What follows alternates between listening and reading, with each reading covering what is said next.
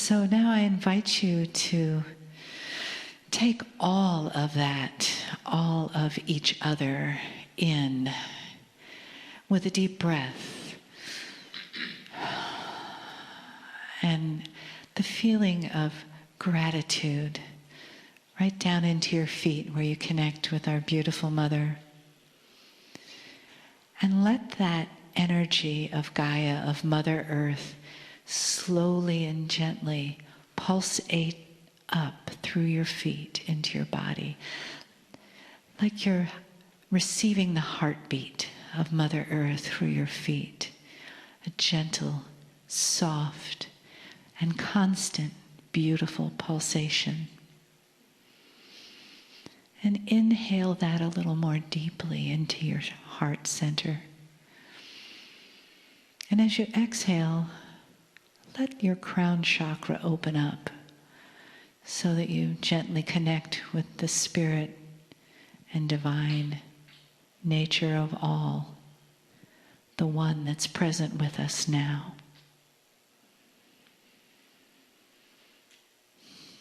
And feel the gratitude from above and below as it comes together in you, for you, and as you in this now moment. And how blessed and how special this day has been.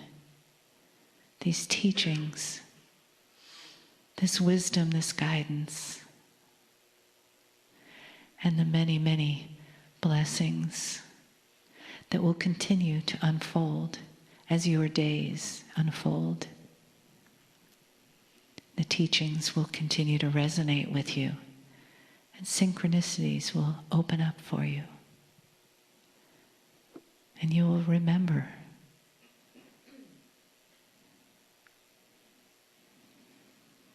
Greetings, dear ones. I am Kryon of Magnetic Service. We have greetings for those also who are multidimensional, very real. We have greetings for Alcazar. We have greetings for the sacredness and the geometry that is here. Now, dear ones, I have just given you something you should look at. For here I am, a multi-dimensional voice. That's hard to believe. Giving greetings to two other multi-dimensional entities. That's hard to believe. And all of this in the face of a changing energy on the planet, which is also hard to believe. The paradigm shift that we bring to you is the same one that we have talking about, that is the potential of the planet for many years. But we sit in it today. From my standpoint, we revel in it today. Dear ones, dear old souls, this was not guaranteed.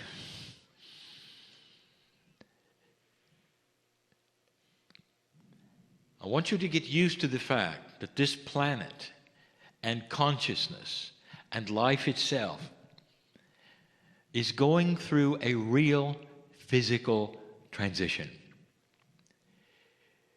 The transition that you may think it's going through is that which you believe as an esoteric believer. It's very, very easy for one who has spent many years in esoteric belief to see, feel, sense energy shift. And so many of you are aware. However, you're used to this. You're also sensitive to what I will call some kinds of multidimensional things. Some of you will see the energy. You will be aware of the aura. But I'm talking about the earth. I'm not talking about just the old souls. This planet is going through a physical, multi-dimensional shift. We prepared you for it. Kryon is the magnetic master for the first thing that I did with a grid group. From the moment I got here to 2002 was to move the grid of the planet. Now your magnetic grid is measurable with your compass. And you can go back in those years and find out just how much the magnetic grid altered north, and you can see it for yourself. This was not esoteric. The magnetic grid had to shift. It had to adjust for you. It is difficult for me to even begin to talk to you about what another dimensional shift might bring you. We have told you that you've never had one before, ever. You have lived in an energy, literally, that had one kind of paradigm that never moved. It has become then your staple, the way things are, human nature. Everything is based around the reality you're in. As you begin to shift, consciousness will react. We told you that. We also gave you information about the actual area of space that your solar system is moving into. Astronomers are looking at coming out of the bubble. Go find this. You can. For all of existence of your life on the planet has been in some kind of a cosmic bubble, a protection of a kind of radiation that's coming. The radiation is not that which will affect you adversely. It's going to interface with the magnetic grid's new alignment and affect the DNA, creating an advancement in time, a fast track to your evolution. We told you that. You can go check whether it's coming or not. The whole entire planet is going to be subjected to a potential paradigm shift. Now, here's where it gets good. Potential. What do I mean? When I came to you 25 years ago, I said there was a potential shift coming based upon the probabilities of where you were and what you were doing. I say the same thing today. The snowball is rolling. It's hard to stop it from collecting more snow and getting bigger. That is the consciousness of the planet. A slow process that weeds out the dark and the light, that takes into account the reactions of all consciousness to the new energy. Imagine if you were invested in dark and evil. Imagine that for a moment. And imagine that this investment was fine as long as nothing changed. You could control what you're used to controlling. All of the darkness would still be yours. And suddenly, there's a little too much light. Something is starting to shift and change. What would you do? And the answer, you would go on a raging campaign of fear in order to keep things the way they were. Does this sound like something you might see? You see, the planet is changing. Not just old souls, not just light workers. If you want to know specifics, ask the indigenous. For their prophecies were all about now. Now, this is news we've been giving you for some time, but I've just compiled it into a few minutes. Dare I say, it's beautiful. The fact that it is happening at all is beautiful. You passed the marker, more than passed marker. You did it with flying colors. It wasn't even close.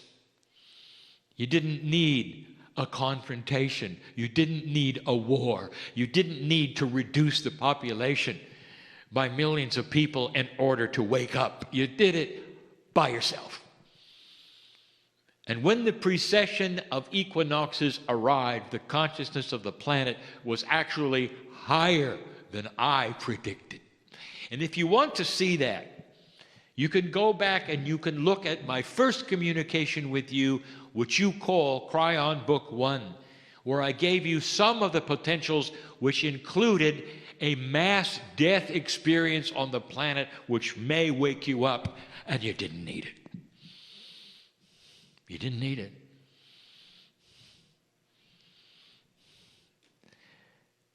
There's a feeling on the other side of the veil that is pride. It is not egotistical pride. It's the kind of pride you would have for a son or daughter who excelled in everything they touched. It's a pride that you are part of it because they carry your seeds. And that's where we are today. Sometimes I would give what appeared to be admonitions, and I would feel powerful about something that I know is happening and taking place on the planet. Never is there frustration on my side of the veil. Excitement. Is it possible for God to be excited? And the answer is yes. Is it possible for that excitement to be based in the only thing that God really has outside of free choice of yours, and that is love and benevolence? It actually shaped your evolution. And here you are. The road ahead is filled with free choice. It's yours. It always was. But there is a confluence of benevolent consciousness which is higher and larger than what we expected at this point in time. I just explained to you what's going on the planet and why your news looks like it does. I want to give you a parable. Every single parable we have given has been about woe. And if he wasn't mentioned in the parable, it was still about woe. Woe is not a man or a woman, but we call him a he. Just because of the language differences, it helps. Woe is a woe man. A genderless, it is you. Woe represents the human being. Parables are given because they are puzzles and mean other things. But human beings love stories. They relate to stories. And this one is about you and energy.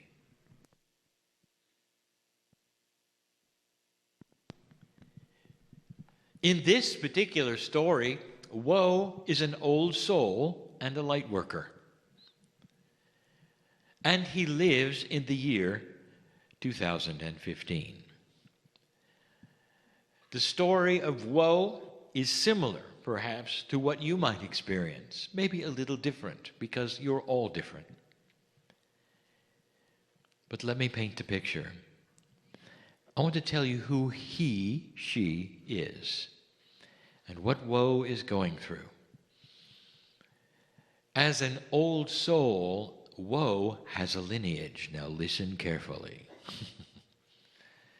The lineage of the old soul is one who has fought the good fight. Because this planet, up to this point, has had a duality which was palatable. You could be an old soul and you could be a compassionate person, but it didn't go very far. Whatever light you had was often put out by the incredible amount of negativity and darkness on the planet. War after war, and you had to participate. Regardless of your wisdom, you're in the battlefield. Regardless of your wisdom, the biology of life affected you. Your wisdom had nothing to do with the fact that if you were a woman, you lost children. Sometimes along the way from A to B, just traveling to get away from somebody chasing you. Sometimes it was in birth, sometimes it was in disease, or worse. Woe carried that around, dear one. Do you relate to it? Fought the good fight. Negativity, frustration, drama, war, hate was always there. And it was there seemingly in every sector. Difficult, especially the old soul from the beginning of the seeding of humanity went through the phases where humans just never changed. Can you imagine what this has done to woe's countenance? For he comes into this planet and he remembers at some level, it's time to fight again. At some level, the Akash of every single human being sets the stage of expectation. You come in, ready to battle. Now that particular Akash creates in woe a feeling where he doesn't feel where he can do anything and make a difference. But what he knows he can do is survive spiritually, and he does. To be the best human he can, and he tries.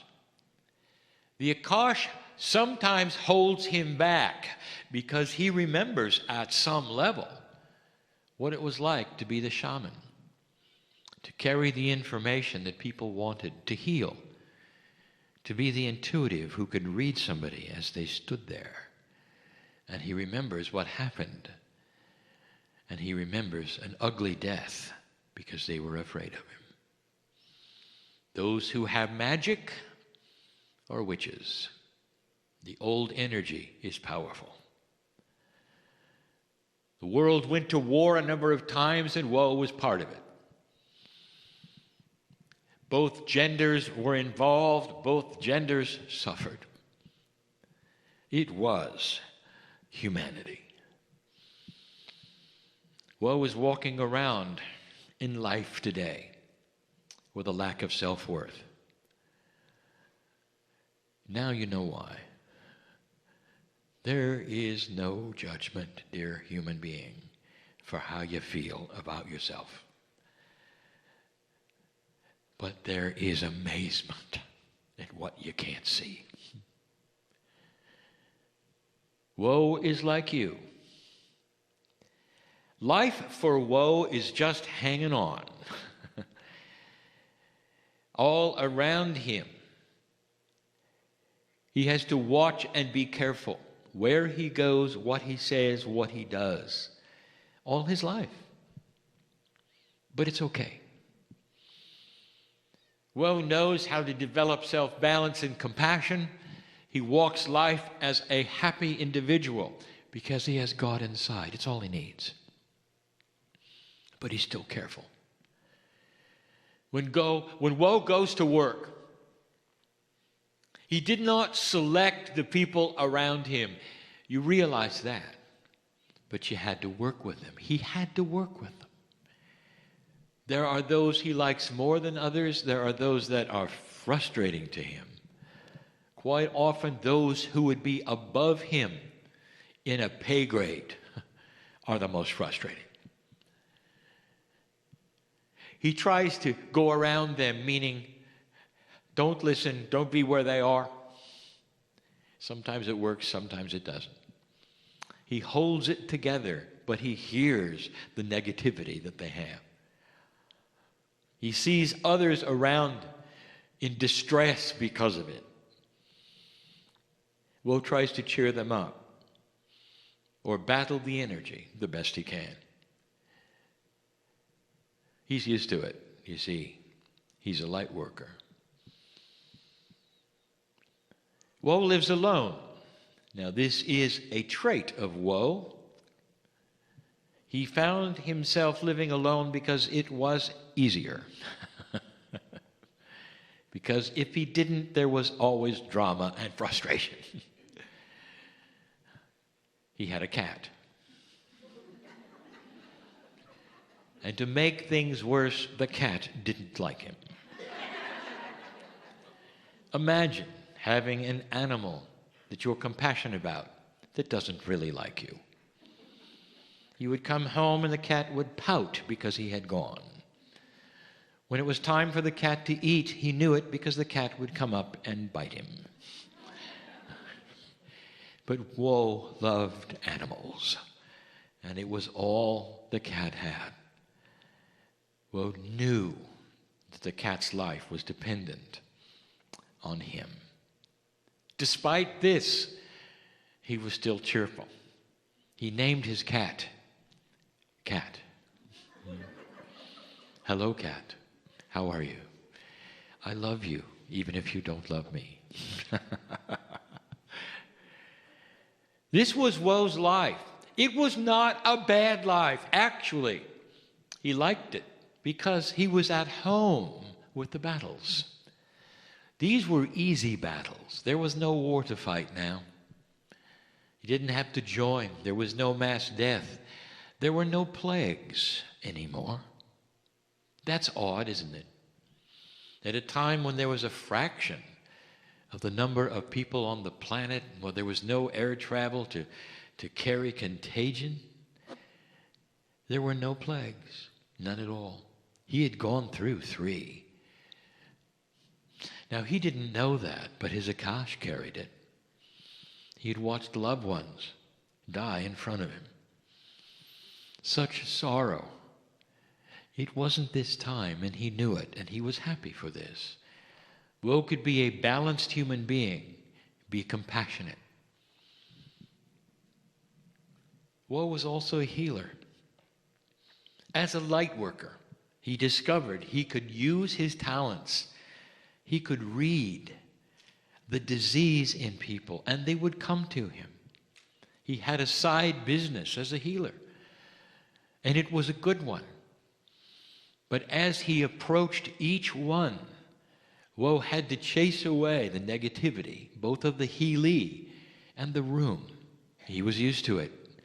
He fought many battles. It was okay.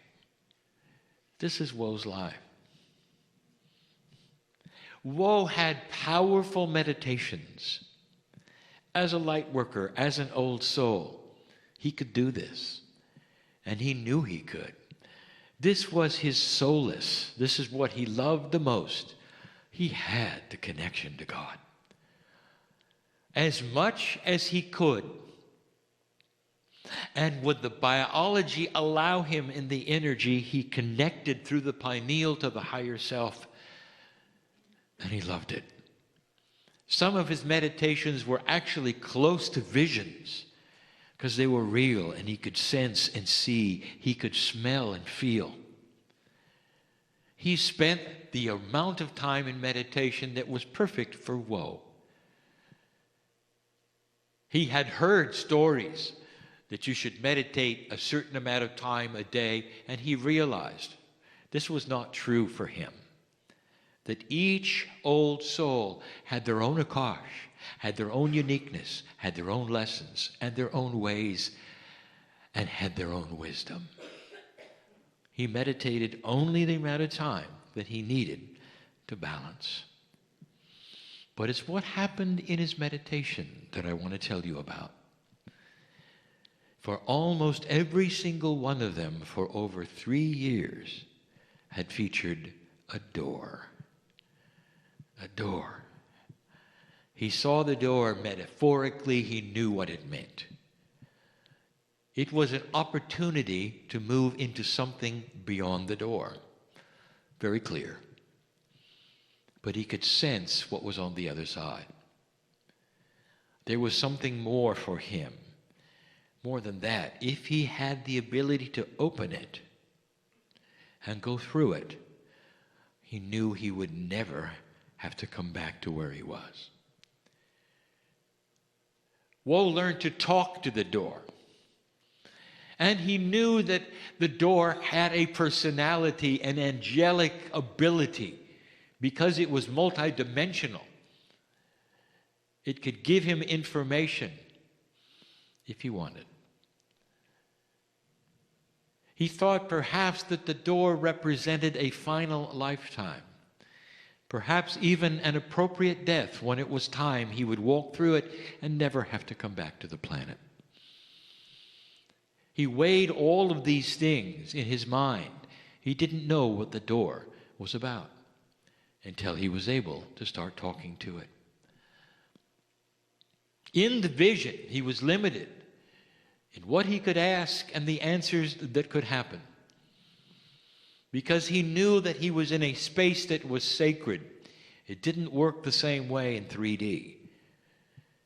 The questions he asked were literally that which did not come out of his mouth, but his innate also was involved. That which his consciousness was also involved.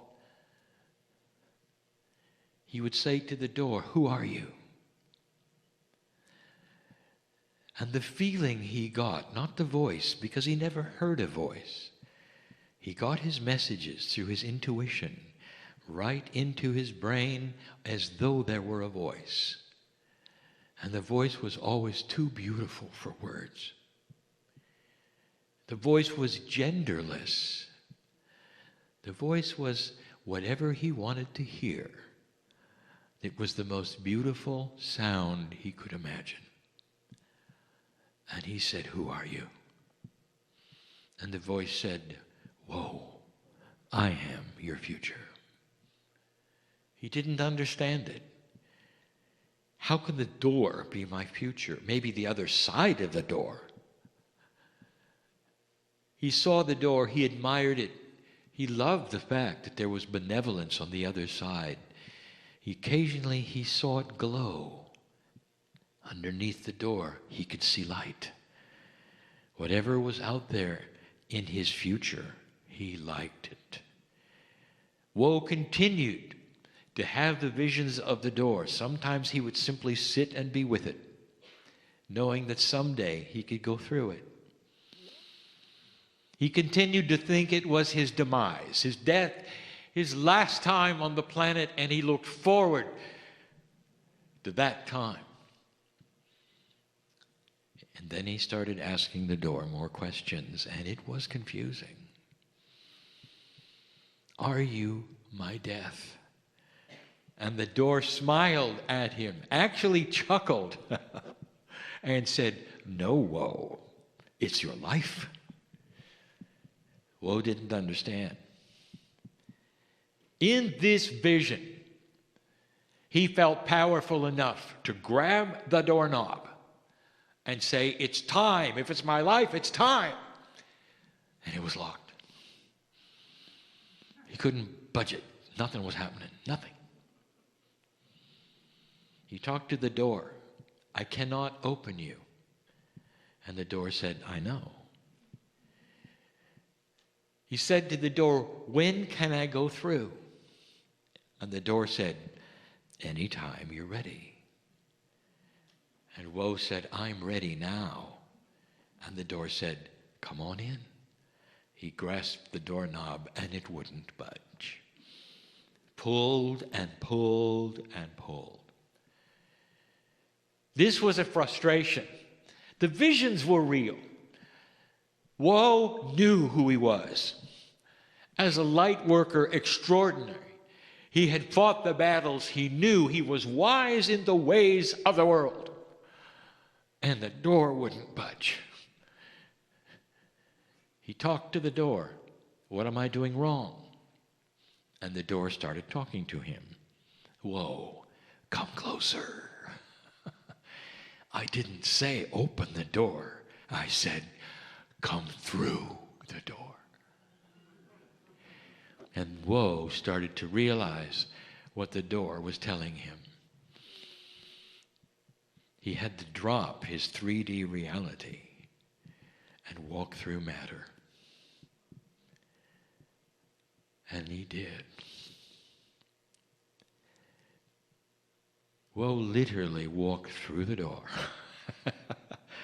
And in that instant, he got it. Nothing he had ever learned in the old energy was going to work. You can pull on the door. It'll never open. Let me tell you what Woe discovered on the other side, because it shocked him. He wasn't in another world. He was in his world, in another dimension. A dimension that was not anything he could count or describe, but one where suddenly his self-worth was skyrocketing. To a degree where the akash that he had had dropped away. It was simply gone because the old energy has nothing to do with who he is today. Woe was becoming slightly multidimensional. He went to work and he looked at his boss, the source of frustration, the one he wanted to run from so he didn't get any bad instructions. And all he saw was a human that he was compassionate about. He wondered about that person's life. He felt sorry that they were frustrated and in drama and egotistical. And what he did next would shock and surprise you. He wanted to be closer to the boss, because he found that nothing the boss did bothered him at all. He could sit and listen to the things that used to frustrate him and put his stomach in knots, and he wasn't affected. I want to tell you what happened eventually, so you'll understand the dynamic. You see, his boss did not get the reaction he used to. No one was fearful in that body of woe anymore. In fact, eventually, the boss asked Woe what the change was, because he liked it. Woe's dimensionality had affected somebody else who was not even interested in changing dimensions. This is a process you're not used to. Everywhere Woe started to walk, things became easier. The old energy of battle and fighting, he realized, was a caveman survival instinct, and he was beyond it. He didn't meet darkness where he went because it ran from him. Woe carried a light that was so impressively bright, metaphorically, to that which is darkness, hatred, frustration, and drama, that it literally left the building when he arrived.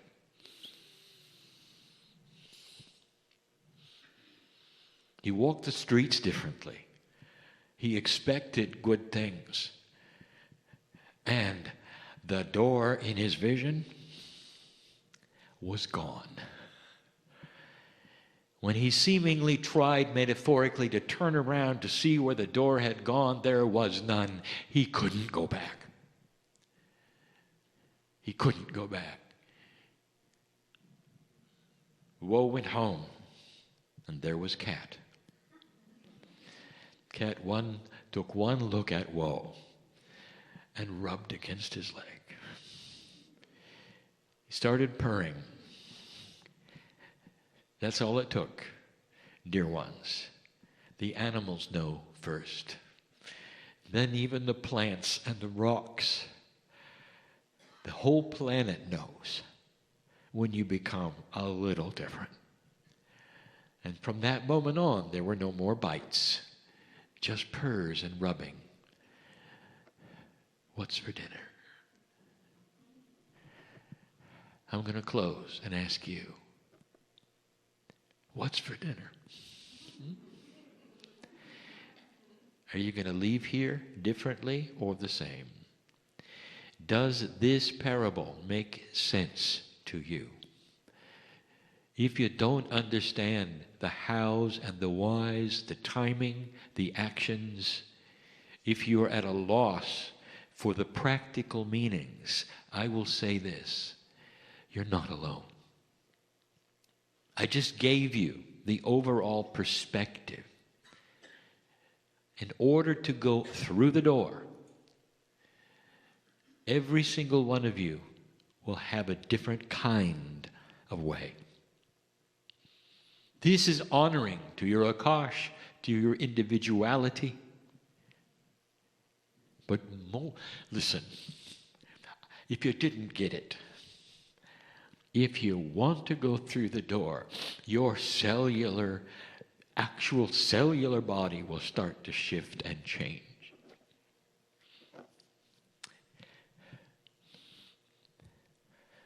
You want to heal yourself? Is it time? Go through the door. Because we want you to stay, and we don't want you to stay in distress. This energy is not cooperating with your consciousness. Have you got it yet? And that's why some of the things are happening to you that are happening to you. You're not supposed to stick around in this energy the way you are. It's time to vibrate higher. Go through the door. What's for dinner?